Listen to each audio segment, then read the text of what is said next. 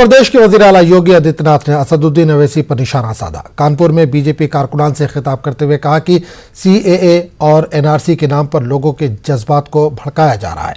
उन्होंने कहा कि रियासत में माहौल खराब करने वालों के साथ सख्ती से निपटा जाएगा।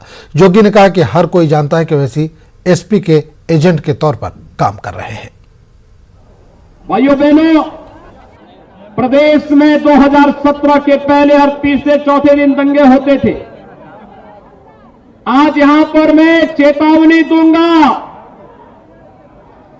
उस व्यक्ति को जो यहां पर सिटीजनशिप अमेंडमेंट एक्ट के नाम पर फिर से भावनाओं को भड़काने का कार्य कर रहा है।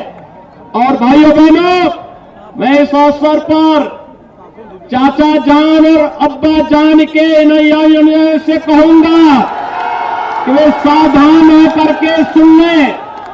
अगर प्रदेश की भावनाओं को भड़का करके माहौल खराब करोगे तो फिर सख्ती के साथ सरकार निपटना भी जानती है।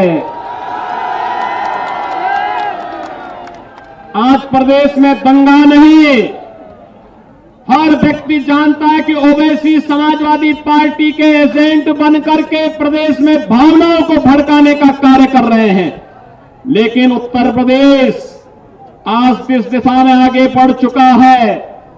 अब दंगा नहीं, दंगा मुक्त प्रदेश के रूप में उत्तर प्रदेश की पहचान है। और आज प्रदेश में जनता इस संकल्प को लेकर के आगे बढ़ चुकी है कि हमें विकास और नए भारत के, नए उत्तर प्रदेश के रूप में अपने आप को स्थापित करना है।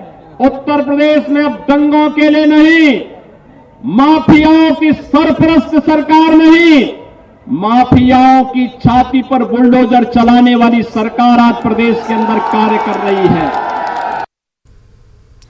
मुल्क में तौहीन रिसालत के बढ़ते मामलात को